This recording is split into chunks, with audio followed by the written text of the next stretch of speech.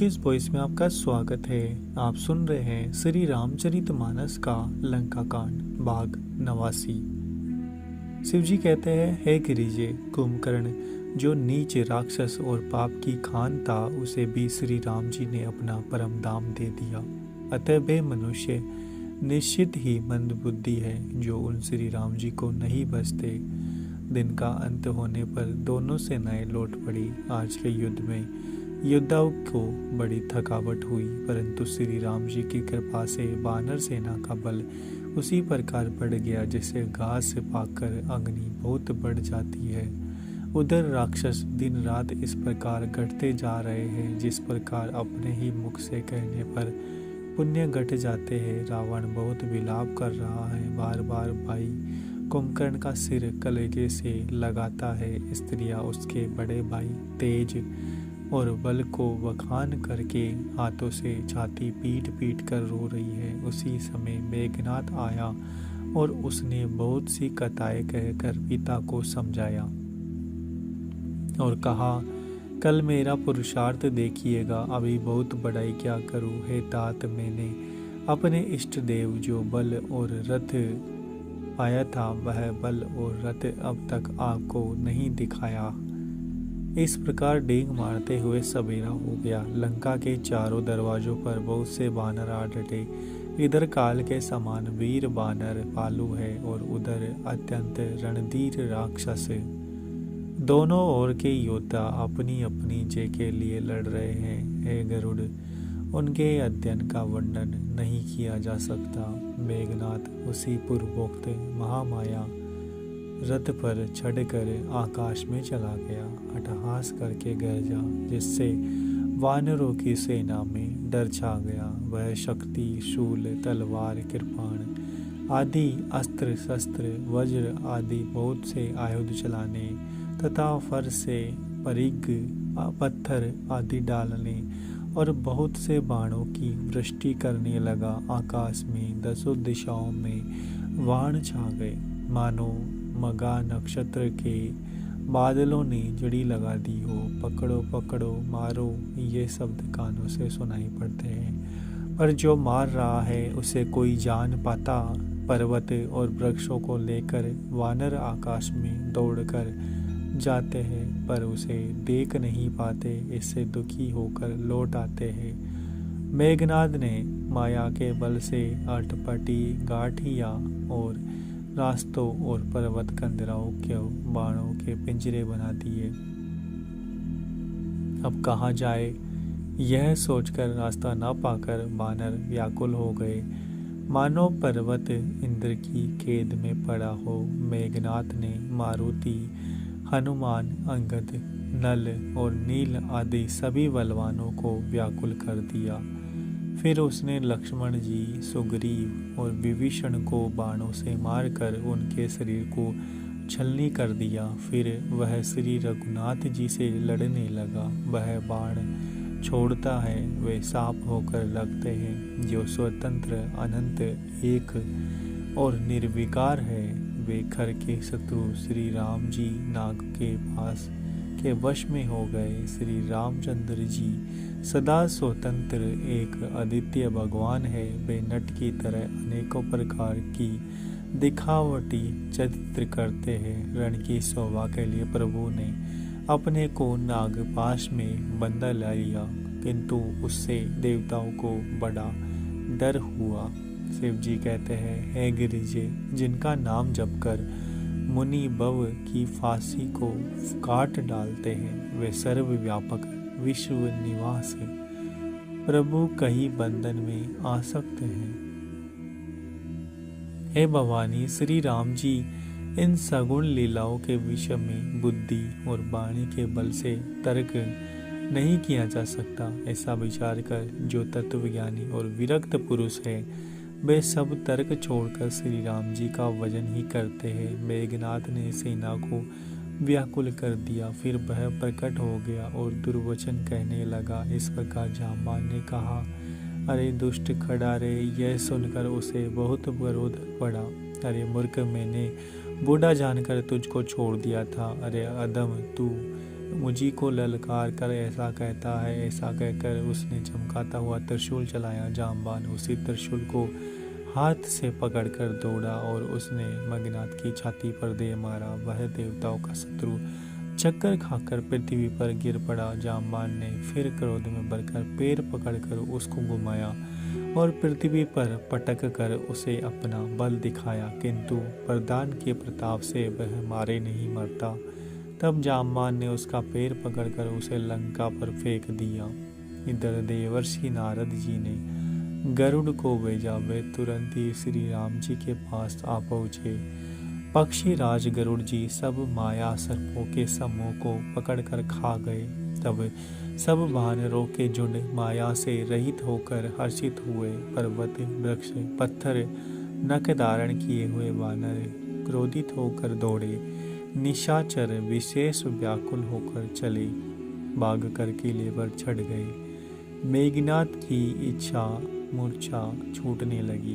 तब पिता को देखकर उसे बड़ी शर्म लगी। मैं अजय यज्ञ करूं, ऐसा मन में निश्चय करके वह तुरंत श्रेष्ठ पर्वत की गुफा में चला गया। वहाँ विभीषण ने यह सलाह विचारी, हे अतुलनीय बलवान जटा उदार प्रभु, देवताओं को सताने वाले दुष्ट मायावी मेघनाद अपवित्र यज्ञ कर रहा है।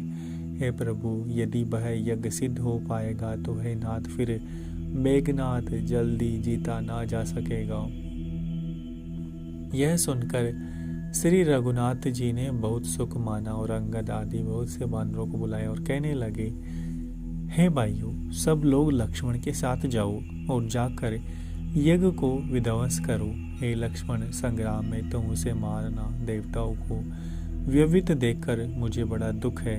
हे भाई सुनो, उसको ऐसा बल और बुद्धि के उपाय से मारना जिससे निशाचर का नाश हो। हे जामवान, सुग्रीव और विभीषण, तुम तीनों जने सेना समेत इसके साथ रहना। इस प्रकार जब श्री रघुवीर ने आज्ञा दी तब कमर में तरकस कसकर मनुष्य सजाकर रणधीर श्री लक्ष्मण जी प्रभु के प्रताप को हृदय में धारण करके धनुष सजाकर मेघ के समान गंभीर वाणी में बोले, यदि मैं आज उसे बिना मारे आऊं तो श्री रघुनाथ जी का सेवक न कहलाऊं। यदि सैकड़ों शंकर भी उसकी सहायता करे तो श्री रघुवीर की दुआई है, आज मैं उसे मार ही डालूंगा। श्री रघुनाथ जी के चरणों में सिर नवाकर शेष अवतार श्री लक्ष्मण जी तुरंत चले। उनके साथ अंगद, नील, मयंद, नल और हनुमान आदि उत्तम योद्धा थे। वानरों ने जाकर देखा कि वह बैठा हुआ खून और वैसे की आहुति दे रहा है। वानरों ने सब यज्ञ विध्वंस कर दिया। फिर भी जब वह नहीं उठा तब वे उसकी प्रशंसा करने लगे। इतने पर भी वह ना उठा।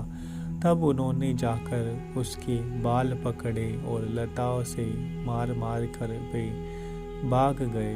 वह त्रिशूल लेकर दौड़ा, तब वानर भागे और वहां से आ गए जहाँ लक्ष्मण जी खड़े थे। वह अत्यंत क्रोध का सारा हुआ आया, 12 बार भयंकर शब्द करके गरजने लगा। मारुति, हनुमान और अंगद क्रोध करके दौड़े। उसने छाती में त्रिशूल मारकर दोनों को धरती पर गिरा दिया।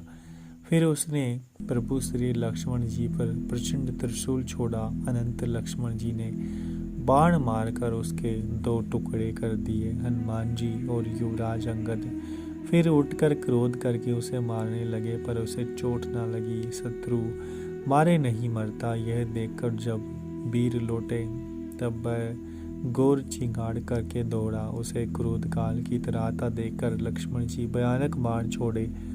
वज्र के समान बाणों को आता देखकर वह दुष्ट तुरंत अंतर्ध्यान हो गया और फिर बाती बाती के रूप धारण करके युद्ध करने लगा। वह कभी प्रकट होता तो कभी छिप जाता था। शत्रु को पराजित न होता देखकर वानर डरे। तब सर्पराज शेष जी लक्ष्मण जी बहुत ही क्रोधित हुए।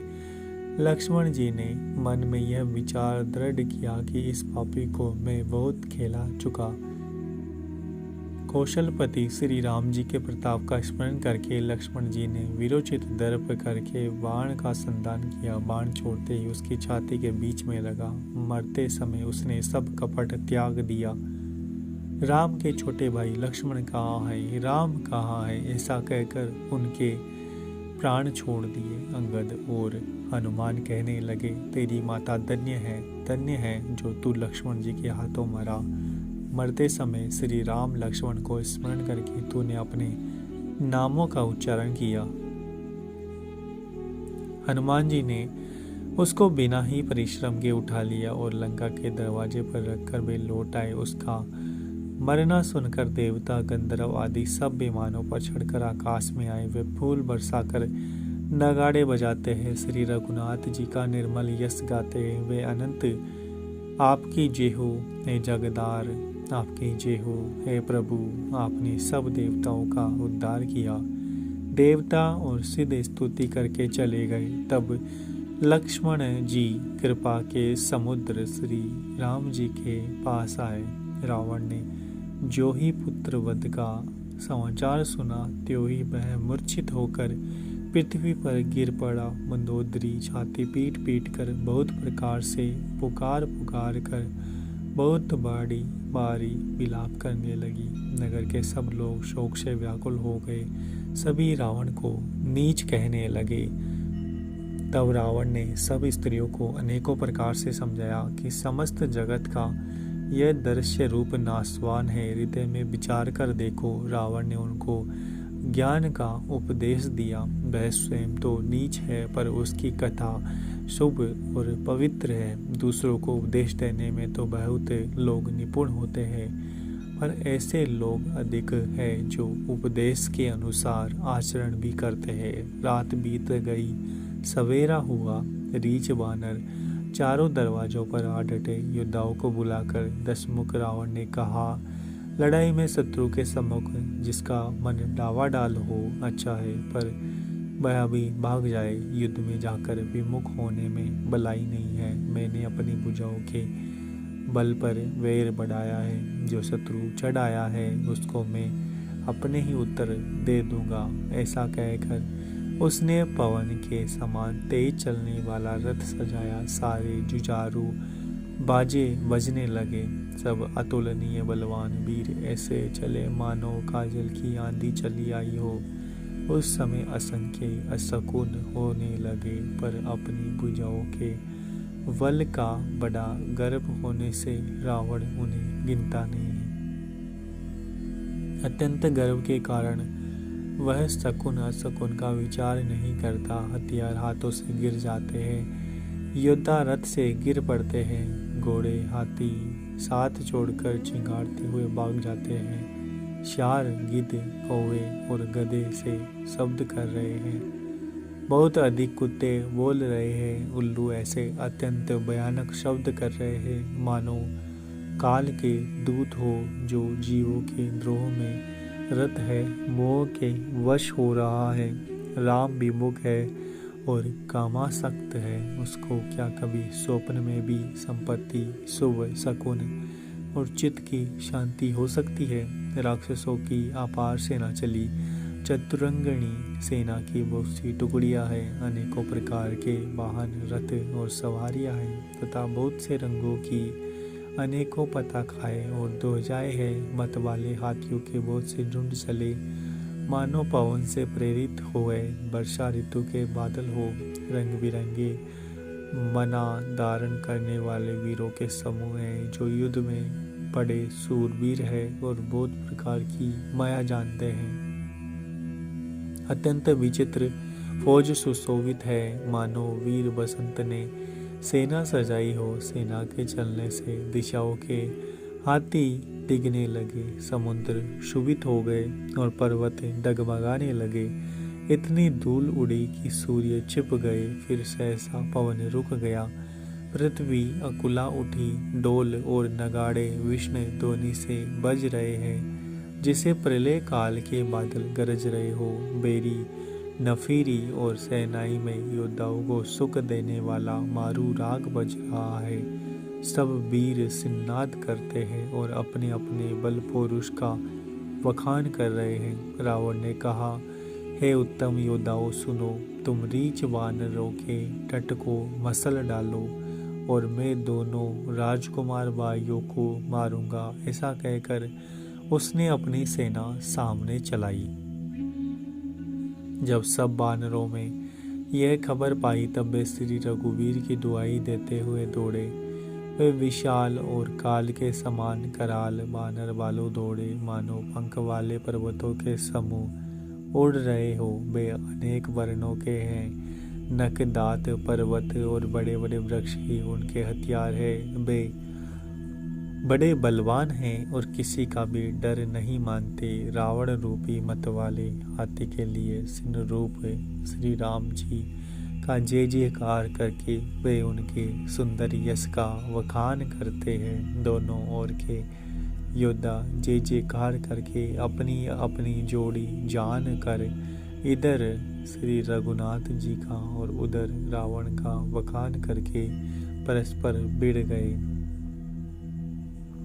रावण को रथ पर और श्री रघुवीर को बिना रथ के देखकर विभीषण अधीर हो गए। प्रेम अधिक होने से उनके मन में संदेह हो गया और वे बिना रथ के रावण को कैसे जीत सकेंगे। श्री राम जी के चरणों की वंदना करके वे स्नेहपूर्वक कहने लगे, हे नाथ, आपके ना रथ है, ना तन की रक्षा करने वाला कवच है, ना जूते हैं। वह बलवान वीर रावण किस प्रकार जीत जाएगा? कृपा निदान। श्री राम जी ने कहा, है सके सुनो, जिससे जे होती है वह रथ दूसरा ही है। शौर्य और धैर्य उस रथ के पहिए है, सत्य और शील सदाचार उसकी मजबूत ध्वजा और पताका है। बल विवेक दम इंद्रियों का वश में होना, परोपकार, ये चार उसके घोड़े हैं जो क्षमा दया और क्षमता रूपी डोरी से रथ में जोड़े हुए हैं। ईश्वर का भजन ही चतुर सारथी है, वैराग्य डाल है और संतोष तलवार है। दान फरसा है, बुद्धि प्रचंड शक्ति है। श्रेष्ठ विज्ञान कठिन धनुष है। निर्मल पाप रहित और अचल स्थिर मन तरकस के समान है। शम अहिंसा आदि यम और नियम ये बहुत से बाण हैं। ब्राह्मणों और गुरु का पूजन अवैध कवच है। इसके समान विजय का दूसरा उपाय नहीं है। ऐसा धर्म में रत जिसके हो उसके लिए जीतने को कई शत्रु ही नहीं है। ए धीर बुद्धि वाले सखा सुनो, जिसके पास ऐसा दृढ़ रथ हो वह वीर संसार रूपी महान दुर्जय शत्रु को भी जीत सकता है। रावण की तो बात ही क्या है। प्रभु के वचन सुनकर विभीषण हर्षित होकर उनके चरण कमल पकड़ लिए और कहा, है कृपा के निदान सुख के समूह श्री राम जी, आपने इसी बहाने मुझे उपदेश दिया। उधर से रावण ललकार रहा है, इधर से अंगद और हनुमान, राक्षस और रीछ वानर अपने अपने स्वामी की दुहाई देकर लड़ रहे हैं। ब्रह्मा आदि देवता और अनेकों सिद्ध मुनि विमानों पर चढ़े हुए हैं, आकाश से युद्ध देख रहे हैं। शिव जी कहते हैं, हे उमा, मैं भी उस समाज में था। श्री राम जी के रण में उनकी लीला देख रहा था। दोनों ओर के योद्धा रण रस में मतवाले हो रहे हैं। वानरों को श्री राम जी का बल है, इससे वे जयशील है। एक दूसरे से भिड़ते और ललकारते हैं, एक दूसरे को मसल मसल कर पृथ्वी पर डाल देते हैं। वे मारते, काटते, पकड़ते और पछाड़ देते हैं। सिर तोड़कर उन्हीं सिरों से दूसरों को मारते हैं। पेड़ फाड़ते हैं, भुजाएं उखाड़ते हैं। योद्धाओं को पैर पकड़कर पृथ्वी पर पटक देते हैं। राक्षस योद्धाओं को बालू पृथ्वी पर गाड़ देते हैं। सुख से बहुत सी बालू डाल देते हैं। युद्ध में शत्रुओं से विरुद्ध हुए वीर बानर ऐसे दिखाई पड़ते हैं मानो बहुत से क्रोधित काल हो। क्रोधित हुए काल के समान वे वानर खून बहते हुए शरीर से शोभित हो रहे हैं वे बलवान वीर राक्षसों की सेना के योद्धाओं को मसलते और मेघ की तरह गरजते हैं, डांट चपट से मारते, दांतों से काट कर लातों से पीस डालते हैं, बानर बालू चिंगाड़ते और ऐसा छल बल करते हैं जिससे दुष्ट राक्षस नष्ट हो जाए। वे राक्षसों के गाल पकड़कर फाड़ डालते हैं, छाती चीर डालते हैं, उनकी अंतड़ियाँ निकाल कर गले में डाल लेते हैं। वे वानर ऐसे पड़ते हैं मानो प्रहलाद के स्वामी नरसिंह भगवान अनेकों शरीर धारण करके युद्ध के मैदान में क्रीड़ा कर रहे हो। पकड़ो मारो काटो पछाड़ो आदि घोर शब्द आकाश और पृथ्वी में भर गए हैं। श्री रामचंद्र जी की जय हो, जो सचमुच तरण से वज्र और वज्र से तरण कर देते हैं। अपनी सेना को विचलित होते हुए देखा तब 20 भुजाओं में 10 धनुष लेकर रावण रथ पर चढ़कर गर्व करके लोटो लोटो कहता हुआ चला। रावण अत्यंत क्रोधित होकर दौड़ा, बानर हुकार करते हुए लड़ने के लिए उसके सामने चले। उन्होंने हाथों में वृक्ष पत्थर पहाड़ लेकर रावण को एक साथ ही डाले। पर्वत उसके वज्र तुल्य शरीर में लगते ही तुरंत टुकड़े टुकड़े होकर फूट जाते हैं। अत्यंत क्रोधी रणोन्मत्त रावण रथ रोक कर अचल खड़ा रहा, अपने स्थान पर जरा भी नहीं हिला। उसे बहुत ही क्रोध हुआ। वह इधर उधर झपट कर बानर योद्धाओं को मसलने लगा। अनेकों बानर बालू है अंगद है हनुमान रक्षा करो पुकारते हुए भाग चले। हे रघुवीर हे गोसाई रक्षा कीजिए, यह दुष्ट काल की बाती हमें खा रहा है। उसने देखा कि सब बानर भाग छूटे, तब रावण ने 10 धनुषों पर बाण संधान किए। अगर आपको हमारा ये प्रयास अच्छा लग रहा है तो चैनल को सब्सक्राइब करें, वीडियो को लाइक और शेयर करना ना भूलें। मिलते हैं आपसे अगली वीडियो में।